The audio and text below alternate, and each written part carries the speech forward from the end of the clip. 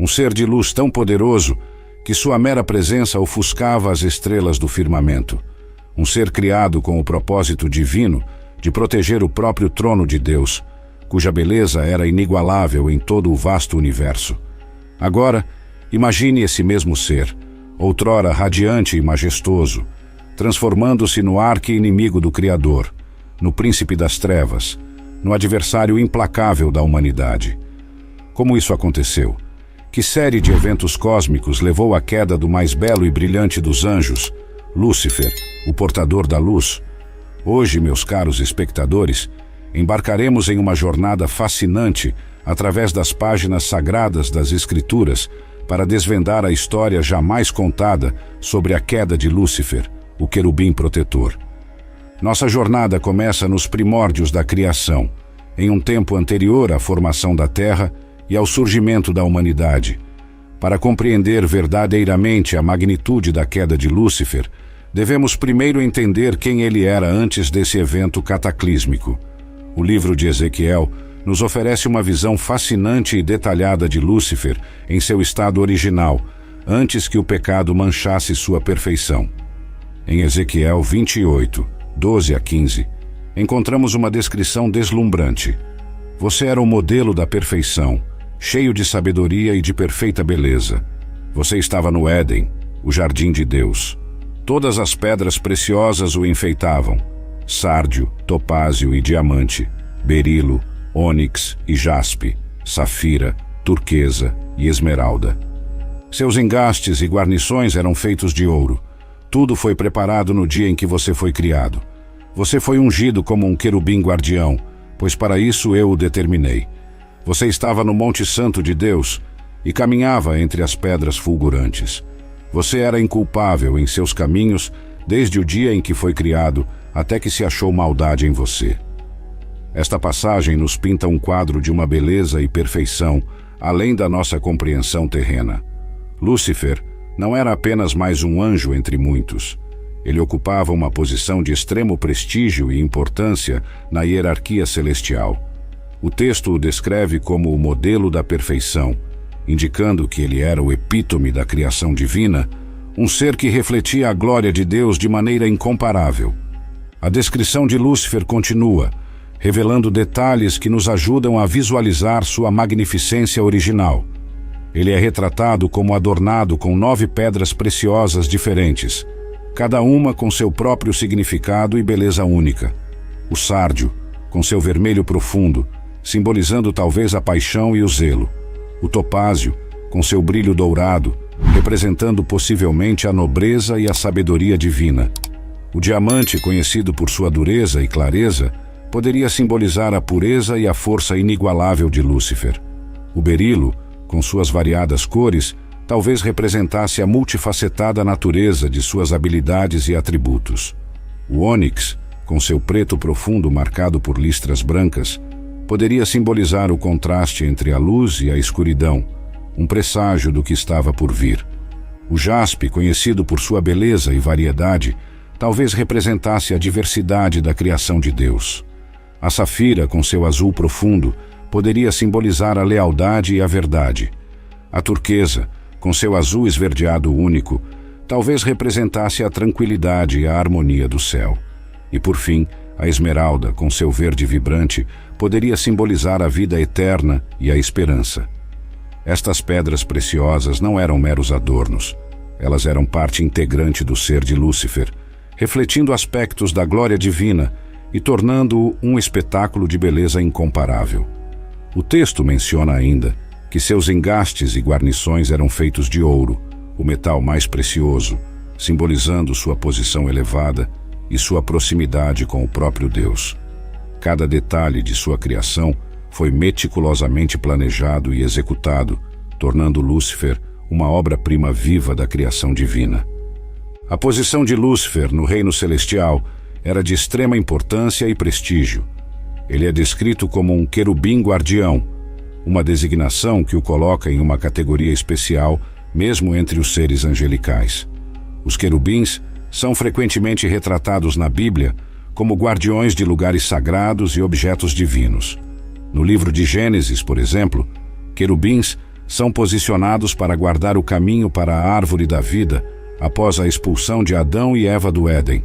No tabernáculo e posteriormente no templo, imagens de querubins eram colocadas sobre a Arca da Aliança, simbolizando a presença protetora de Deus. O fato de Lúcifer ser designado como um querubim guardião sugere que ele tinha a tarefa sagrada de proteger o próprio trono de Deus, uma posição de confiança e honra inigualável. O texto de Ezequiel menciona que Lúcifer caminhava entre as pedras fulgurantes no Monte Santo de Deus. Esta imagem evoca uma cena de esplendor indescritível, onde Lúcifer se movia livremente na presença imediata de Deus, entre objetos de brilho e glória celestial. Sua proximidade com o Criador era tão íntima que ele parecia absorver e refletir a própria luz divina, daí seu nome Lúcifer, que significa portador da luz. Esta posição privilegiada lhe concedia não apenas grande honra, mas também acesso a conhecimentos e mistérios divinos que estavam além da compreensão de outros seres criados. A perfeição e a beleza de Lúcifer não se limitavam apenas à sua aparência externa. O texto bíblico nos revela que ele era cheio de sabedoria, indicando uma profundidade intelectual e uma compreensão dos mistérios divinos que superava a de qualquer outra criatura. Esta sabedoria, combinada com sua posição próxima ao trono de Deus, provavelmente lhe conferia um entendimento único do plano divino para a criação. Podemos imaginar Lúcifer contemplando as vastidões do universo, compreendendo seus mecanismos intrincados e maravilhando-se com a complexidade e a beleza da obra do Criador. Sua inteligência superior lhe permitiria apreciar a perfeição da criação divina em um nível que outros seres sequer poderiam conceber. Além disso, o texto afirma que Lúcifer era inculpável em seus caminhos desde o dia em que foi criado.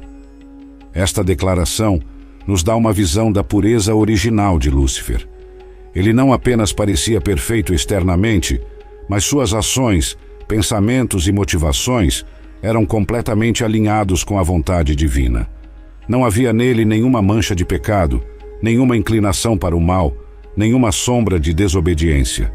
Cada fibra de seu ser vibrava em harmonia com o propósito para o qual foi criado.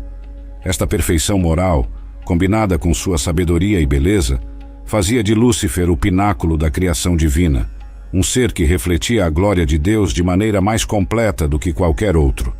É fundamental entendermos esta condição original de Lúcifer para compreendermos a magnitude de sua queda e as implicações cósmicas de sua rebelião. Agora que temos uma imagem clara da grandeza original de Lúcifer, surge uma pergunta intrigante. O que poderia levar um ser tão perfeito e privilegiado a se rebelar contra seu Criador? A resposta a esta pergunta nos leva a um dos aspectos mais profundos e misteriosos da criação divina: o livre-arbítrio. Mesmo sendo criado perfeito, Lúcifer possuía a capacidade de fazer escolhas. Esta liberdade de escolha é um reflexo da própria natureza de Deus, que deseja que suas criaturas o amem e o sirvam por vontade própria, não por coerção. O profeta Isaías nos fornece pistas sobre o que ocorreu no coração de Lúcifer. Em Isaías 14, 12 a 14 lemos: Como você caiu dos céus, ó estrela da manhã, filho da alvorada!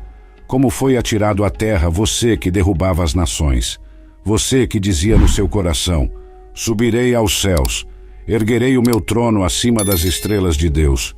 Eu me assentarei no monte da Assembleia, no ponto mais elevado do Monte Santo. Subirei mais alto que as mais altas nuvens, serei como o Altíssimo. Este texto nos revela o processo interno que levou à queda de Lúcifer. Notamos uma progressão de pensamentos que demonstram um crescente orgulho e uma ambição desmedida. Lúcifer não se contentava mais em refletir a glória de Deus. Ele desejava ser como o próprio Deus. Seu coração, antes alinhado perfeitamente com a vontade divina, começou a nutrir desejos de grandeza e independência. A transformação interna de Lúcifer não ocorreu da noite para o dia. Foi um processo gradual, uma corrupção sutil que começou com um pensamento aparentemente inócuo e cresceu até se tornar uma rebelião total contra o Criador. Podemos imaginar Lúcifer, em sua posição elevada, observando a adoração que era direcionada a Deus. Talvez tenha começado com um sentimento de que ele merecia mais reconhecimento por seu papel na ordem celestial. Este pensamento, uma semente de orgulho, encontrou terreno fértil em seu coração. Com o tempo, esse orgulho cresceu, alimentado por sua própria beleza, sabedoria e posição privilegiada. Lúcifer começou a se ver não apenas como um reflexo da glória de Deus, mas como uma fonte de glória por si mesmo. Sua sabedoria, antes usada para compreender e apreciar a grandeza de Deus, tornou-se um instrumento de autoexaltação. Ele começou a acreditar que sua beleza e inteligência o tornavam merecedor de uma posição ainda mais elevada. O desejo de subir aos céus e erguer seu trono acima das estrelas de Deus revela uma ambição que ultrapassava os limites estabelecidos pelo Criador. Lúcifer não estava mais satisfeito em ser o querubim guardião. Ele queria ser o objeto de adoração. Esta progressão do orgulho nos mostra como até mesmo o ser mais perfeito pode ser corrompido quando permite que a autoexaltação suplante a humildade e a gratidão devidas ao Criador. A declaração de Lúcifer, "Serei como o Altíssimo", marca o ápice de sua rebelião interna. Esta frase revela não apenas um desejo de igualdade com Deus, mas uma aspiração de usurpar a posição do próprio Criador. É importante notar que Lúcifer não negava a existência de Deus ou sua posição como Criador. Pelo contrário, ele reconhecia a supremacia divina e desejava alcançá-la para si mesmo. Este desejo pervertido demonstra a profundidade da corrupção que havia tomado conta de seu coração. Lúcifer, em sua arrogância, acreditava que poderia se elevar à posição de Deus, ignorando o fato fundamental de que ele era uma criatura, dependente do Criador para sua própria existência. Esta autoilusão é um aspecto crucial da natureza do pecado.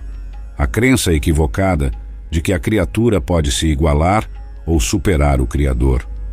A rebelião de Lúcifer não ficou confinada apenas a seus pensamentos. O livro de Apocalipse nos dá uma visão do que aconteceu quando esses pensamentos se transformaram em ação. Em Apocalipse 12, 4, lemos: "Sua cauda arrastou consigo 1/3 das estrelas do céu, lançando-as na terra." Esta passagem é geralmente interpretada como uma referência à capacidade de Lúcifer de influenciar e arrastar consigo um número significativo de outros anjos em sua rebelião.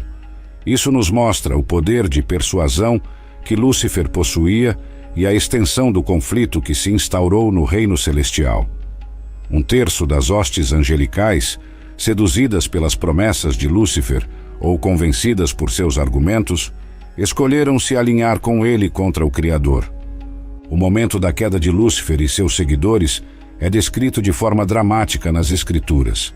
Em Lucas 10, 18, Jesus declara: "Eu vi Satanás cair do céu como um relâmpago." Esta imagem vívida nos dá uma ideia da rapidez e da violência com que Lúcifer foi expulso de sua posição celestial. A queda não foi um declínio gradual, mas uma expulsão súbita e definitiva. O ser que uma vez caminhava entre as pedras fulgurantes no Monte Santo de Deus, agora se encontrava banido da presença divina. A beleza e a luz que antes o caracterizavam deram lugar à escuridão e à deformidade espiritual. O nome Lúcifer, que significa portador da luz, já não era mais apropriado. Ele se tornou conhecido por outros nomes: Satanás, o adversário, o diabo, o caluniador, o tentador, o pai da mentira. Cada um desses títulos reflete um aspecto de sua nova natureza corrompida e de seu papel como opositor de Deus e da humanidade. A queda de Lúcifer não apenas o transformou, mas também alterou fundamentalmente a estrutura do universo criado. O que antes era um reino de perfeita harmonia e obediência a Deus, agora incluía um elemento de rebelião e maldade. O conflito entre o bem e o mal, entre a luz e as trevas, que permeia toda a história humana, teve sua origem neste momento cósmico. A criação, que Deus havia declarado muito boa, agora continha em si a semente da corrupção e do caos. A queda de Lúcifer não apenas o transformou, mas também teve repercussões profundas em toda a criação. O Éden, descrito na Bíblia como um paraíso perfeito, tornou-se o palco do primeiro ato de rebelião humana, orquestrado pelo recém-caído Lúcifer. No livro de Gênesis, capítulo 3, vemos como o antigo querubim, agora na forma de uma serpente, abordou Eva com astúcia e malícia. Suas palavras para Eva ecoam sua própria rebelião. Deus sabe que no dia em que dele comerdes, vossos olhos se abrirão e sereis como Deus, conhecendo o bem e o mal.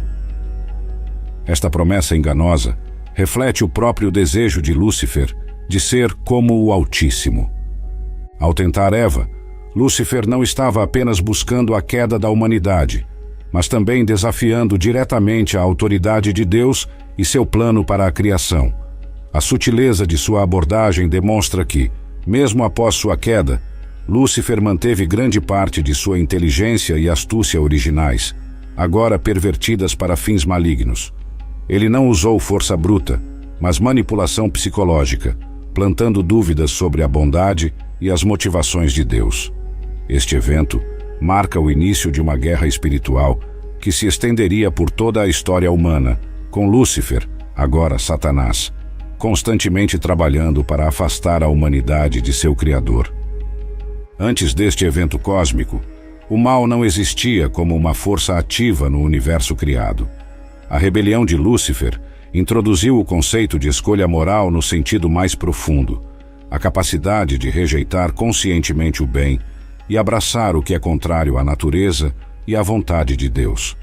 Este ato de rebelião demonstra que o mal não é uma força primordial igual a Deus, mas uma perversão do bem. Lúcifer não criou o mal do nada. Ele distorceu e corrompeu o que era originalmente bom. Sua sabedoria se transformou em astúcia enganosa, sua beleza em vaidade destrutiva, seu poder em tirania. Esta compreensão é crucial para entender a natureza do mal que enfrentamos em nosso mundo. O mal não possui existência independente, é sempre parasitário, dependendo do bem para sua própria existência distorcida. Isso explica por que nas Escrituras, Satanás é frequentemente retratado não como um criador, mas como um imitador e um falsificador, buscando sempre perverter e corromper o que Deus criou como bom. Esta realidade oferece esperança, pois sugere que o mal, por sua própria natureza, é limitado e ultimamente destinado à derrota.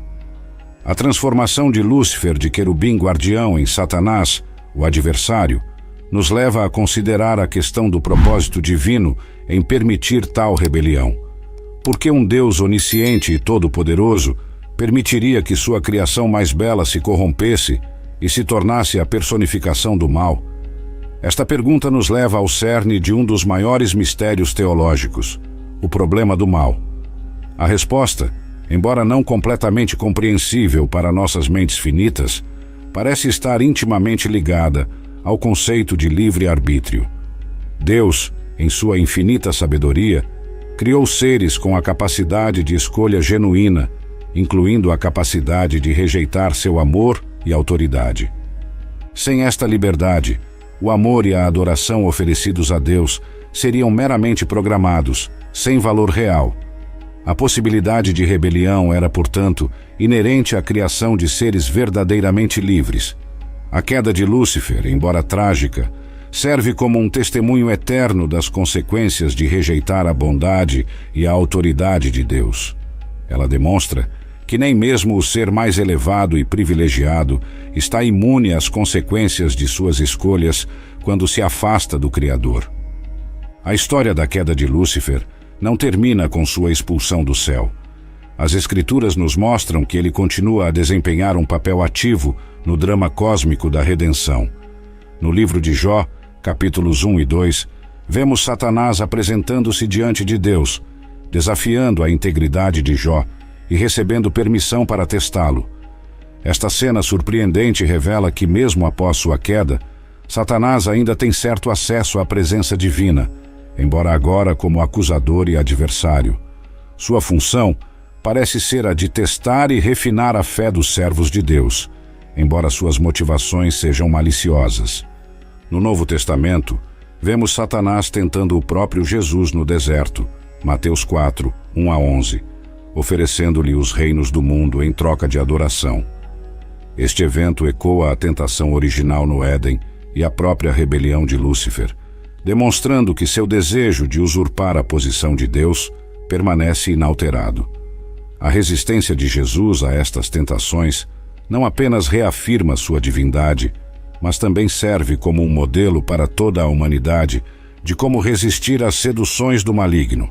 O orgulho é frequentemente descrito nas Escrituras como a raiz de todo pecado, e a história de Lúcifer exemplifica isso de maneira poderosa. Seu orgulho o levou a se considerar digno de uma posição igual ou superior a Deus, ignorando sua própria natureza como ser criado. Esta autoexaltação é a essência do pecado, a criatura colocando-se no lugar do Criador. É interessante notar que em muitas passagens bíblicas, o orgulho é apresentado como mais perigoso e insidioso do que pecados mais visíveis. Por exemplo, em Provérbios 16, 18 lemos: o orgulho vem antes da destruição, o espírito altivo antes da queda. A história de Lúcifer é uma ilustração vívida deste princípio. Seu orgulho não apenas causou sua própria queda, mas também introduziu o conceito de rebelião no universo criado, com consequências de longo alcance para toda a criação. Esta lição sobre os perigos do orgulho é particularmente relevante para nós, humanos, que muitas vezes somos tentados a confiar em nossa própria sabedoria e habilidades, esquecendo nossa dependência fundamental de Deus. A transformação de Lúcifer de querubim guardião em Satanás também nos oferece uma perspectiva única sobre a natureza da corrupção espiritual. É fascinante observar como suas qualidades originais, dadas por Deus, foram distorcidas e pervertidas após sua queda. Sua sabedoria, antes usada para compreender e glorificar a Deus, tornou-se astúcia manipuladora. Sua beleza, outrora um reflexo da glória divina, transformou-se em vaidade e engano. Seu poder, anteriormente usado para proteger o trono de Deus, agora é empregado para se opor aos planos divinos e tentar a humanidade. Esta transformação nos ensina uma lição profunda sobre como o pecado pode corromper até mesmo os dons mais nobres. Vemos isso refletido na história humana, onde grandes talentos e habilidades, quando não submetidos a Deus, frequentemente levam à destruição e ao sofrimento. A história de Lúcifer serve como um alerta constante sobre a importância de mantermos nossos dons e talentos alinhados com o propósito divino. Além disso, a queda de Lúcifer nos mostra que a corrupção espiritual é um processo que começa internamente, nos pensamentos e desejos, antes de se manifestar em ações externas. O texto bíblico enfatiza que foi no coração de Lúcifer que a rebelião começou, com pensamentos de autoexaltação. Isso nos lembra da importância de guardarmos nossos corações e mentes, reconhecendo que é ali que as batalhas espirituais são frequentemente travadas. Como Jesus ensinou, do coração procedem os maus pensamentos. Mateus 15, 19. A história de Lúcifer, portanto, não é apenas um relato de eventos cósmicos distantes, mas um espelho no qual podemos examinar nossas próprias inclinações e motivações. Um aspecto intrigante da queda de Lúcifer é a extensão de sua influência sobre outros seres angelicais. Como mencionado anteriormente, Apocalipse 12. 4 sugere que 1/3 das hostes celestiais foi arrastado em sua rebelião. Este fato levanta questões fascinantes sobre a natureza da hierarquia angelical e o poder de persuasão que Lúcifer possuía. Como um ser criado foi capaz de convencer tantos outros a se voltarem contra seu Criador? Isso nos dá uma ideia do carisma e da influência que Lúcifer deve ter possuído. Também nos faz refletir sobre a natureza do livre-arbítrio, concedido não apenas aos humanos, mas também aos seres angelicais. A decisão desses anjos de seguir Lúcifer em sua rebelião demonstra que mesmo seres celestiais, criados para servir a Deus, tem a capacidade de fazer escolhas contrárias à vontade divina. Este evento cósmico teve repercussões que se estendem até os dias de hoje. As Escrituras frequentemente mencionam principados e potestades das trevas, sugerindo uma hierarquia demoníaca que reflete a organização original dos anjos no céu. Estes seres caídos, liderados por Satanás, são descritos como ativamente opostos aos propósitos de Deus e ao bem-estar da humanidade. Entender esta realidade espiritual nos ajuda a contextualizar muitos dos conflitos e lutas que enfrentamos, tanto em nível pessoal quanto global. Paulo nos lembra em Efésios 6:12 que não lutamos contra carne e sangue, mas contra os principados e potestades, contra os dominadores deste mundo tenebroso, contra as forças espirituais do mal nas regiões celestes. A queda de Lúcifer, portanto, não foi um evento isolado, mas o início de um conflito espiritual de proporções cósmicas que continua até hoje. Ao examinarmos as estratégias que Satanás emprega para tentar a humanidade, podemos traçar paralelos com sua própria rebelião original. Por exemplo, quando ele tentou Eva no Jardim do Éden, suas palavras ecoaram seu próprio desejo de ser como Deus.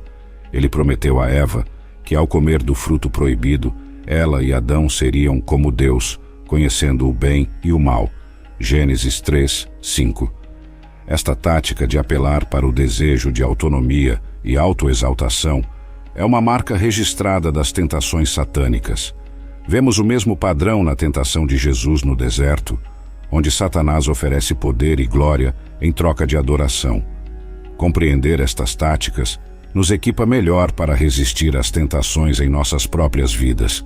Além disso, a queda de Lúcifer nos ensina sobre a natureza enganosa do pecado. O que começou como um pensamento aparentemente inócuo de autoexaltação em Lúcifer levou a consequências catastróficas. Isso nos lembra da importância de estarmos vigilantes contra os pequenos pecados e compromissos que podem abrir a porta para uma corrupção maior. Como Tiago adverte, cada um, porém, é tentado pelo próprio mau desejo, sendo por este arrastado e seduzido. Então esse desejo, tendo concebido, dá à luz o pecado, e o pecado, após ter se consumado, gera a morte. Tiago 1:14-15. A progressão do pecado na vida de Lúcifer serve como um alerta poderoso sobre os perigos de alimentar pensamentos e desejos contrários à vontade de Deus. Como um ser criado perfeito poderia escolher o mal? Esta pergunta nos leva a reflexões profundas sobre a natureza da liberdade e da perfeição moral. A resposta parece estar na compreensão de que a verdadeira perfeição moral não é simplesmente a ausência de pecado, mas a capacidade de escolher livremente o bem. Deus, em sua sabedoria, criou seres com a capacidade genuína de escolha, incluindo a possibilidade de rejeitar seu amor e autoridade. Sem esta liberdade, a adoração e o amor oferecidos a Deus seriam meramente programados, sem valor real. A perfeição de Lúcifer, portanto, incluía a capacidade de fazer escolhas morais significativas. Sua queda não foi o resultado de uma falha na criação de Deus, mas uma consequência trágica do mau uso do livre-arbítrio. Esta compreensão tem implicações profundas para a nossa própria jornada espiritual. Assim como Lúcifer, somos confrontados diariamente com escolhas morais. Nossa perfeição não está em sermos incapazes de pecar, mas em escolhermos consistentemente alinhar nossa vontade com a de Deus.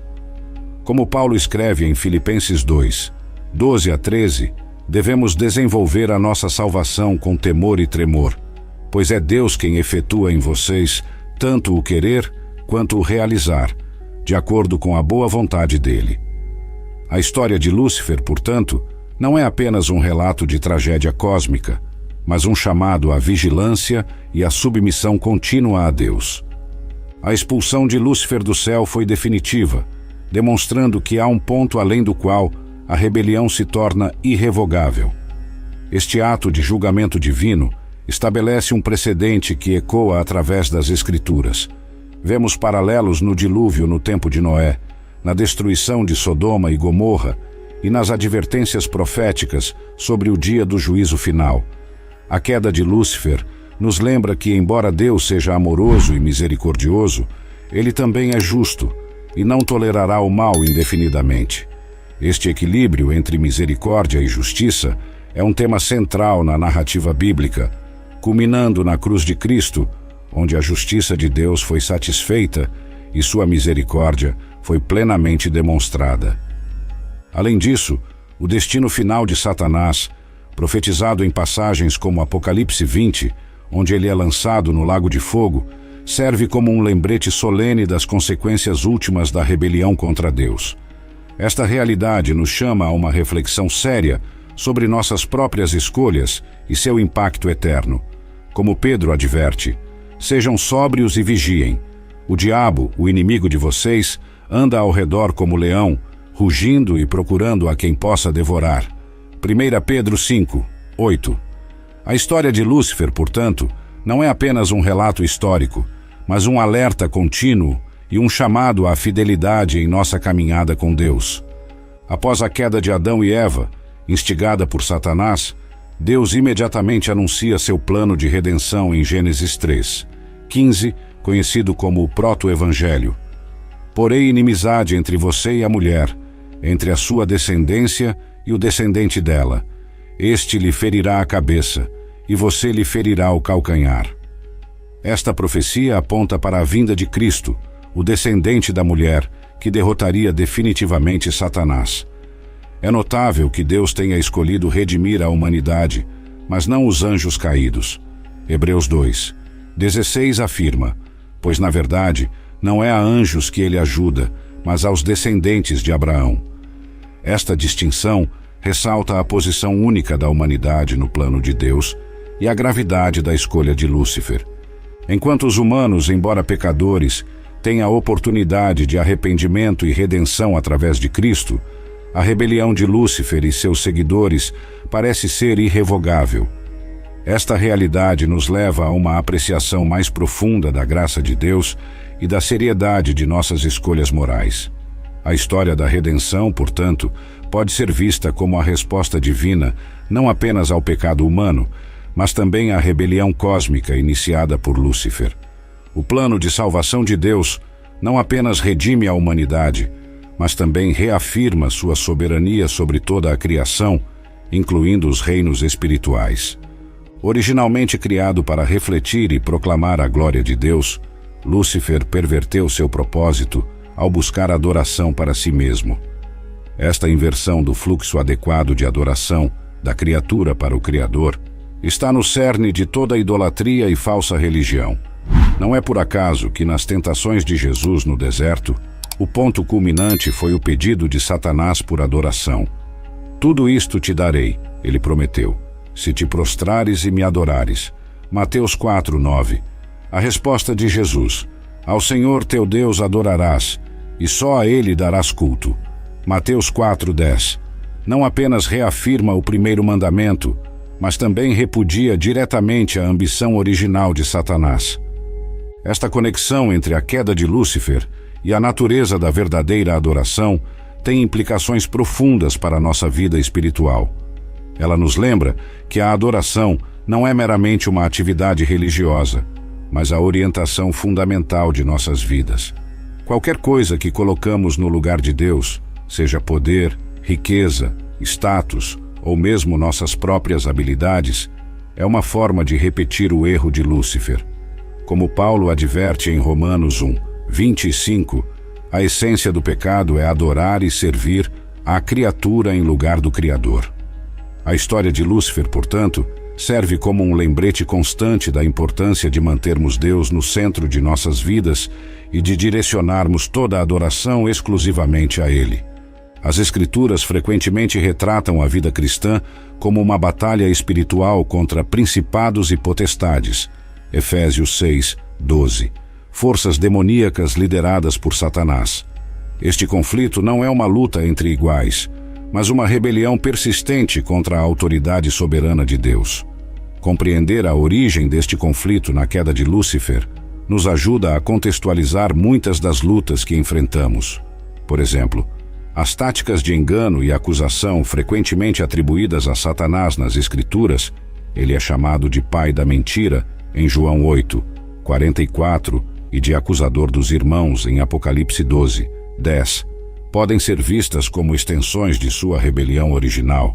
Sua estratégia continua sendo a de distorcer a verdade sobre Deus e semear dúvidas sobre a bondade e a autoridade divinas, assim como fez no Éden.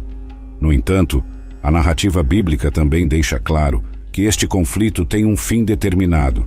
A vitória final de Cristo sobre Satanás, profetizada desde Gênesis 3, 15 e realizada na cruz e ressurreição, será plenamente manifestada no juízo final. Como Paulo declara em Romanos 16, 20, em breve o Deus da paz esmagará Satanás debaixo dos pés de vocês. Esta certeza da vitória final de Deus sobre o mal, enraizada na derrota já conquistada por Cristo, oferece esperança e coragem aos crentes em meio às batalhas espirituais que enfrentam. O processo que levou à sua rebelião, começando com pensamentos de orgulho e autoexaltação e culminando em uma rebelião aberta, serve como um modelo para entender como o pecado se desenvolve em nossas próprias vidas. Tiago descreve um processo similar em sua epístola. Cada um, porém, é tentado pelo próprio mau desejo, sendo por este arrastado e seduzido. Então esse desejo, tendo concebido, dá à luz o pecado, e o pecado, após ter se consumado, gera a morte. Tiago 1, 14 a 15. A progressão do pecado na vida de Lúcifer nos alerta para os perigos de entreter pensamentos e desejos contrários à vontade de Deus. Além disso, a queda de Lúcifer destaca a natureza enganosa do pecado. O que começou como um pensamento aparentemente inócuo, de autoexaltação, levou a consequências catastróficas não apenas para ele, mas para toda a criação. Isso nos lembra da importância de estarmos vigilantes contra os pequenos pecados e compromissos que podem abrir a porta para uma corrupção maior. Como Jesus advertiu, quem é fiel no pouco, também é fiel no muito, e quem é desonesto no pouco, também é desonesto no muito. Lucas 16, 10. A história de Lúcifer, portanto, serve como um poderoso lembrete da necessidade de guardarmos nossos corações e mentes, reconhecendo que é ali que as batalhas espirituais são frequentemente travadas. Por fim, a narrativa da queda de Lúcifer nos leva a refletir sobre o tema central das Escrituras, a soberania e a glória de Deus. Apesar da rebelião de Lúcifer e do caos que ela introduziu na criação, o plano eterno de Deus não foi frustrado. Pelo contrário, através da redenção em Cristo, Deus demonstra sua sabedoria, poder e amor de maneiras que talvez não fossem possíveis sem a existência do mal.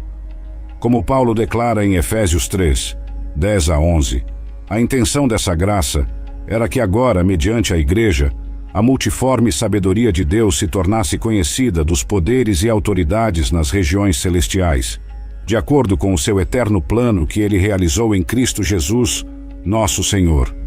A história de Lúcifer, vista no contexto mais amplo do plano redentor de Deus, revela que mesmo a maior rebelião contra Deus, ultimamente serve para manifestar sua glória. Isso não diminui a seriedade do pecado ou suas consequências trágicas, mas nos assegura que Deus permanece soberano sobre toda a sua criação, incluindo as forças do mal. Como Jó reconheceu em meio a seu sofrimento, sei que podes fazer todas as coisas, nenhum dos teus planos pode ser frustrado. Jó 42, 2. A queda de Lúcifer, portanto, longe de ser apenas uma tragédia cósmica, torna-se parte da grande narrativa da redenção, na qual Deus demonstra sua glória, justiça e amor de maneiras que ultrapassam nossa compreensão. Esta perspectiva nos oferece esperança e confiança enquanto navegamos pelos desafios e tentações de nossa própria jornada espiritual, sabendo que o Deus que triunfou sobre a rebelião de Lúcifer é o mesmo Deus que trabalha em e através de nós para sua glória eterna.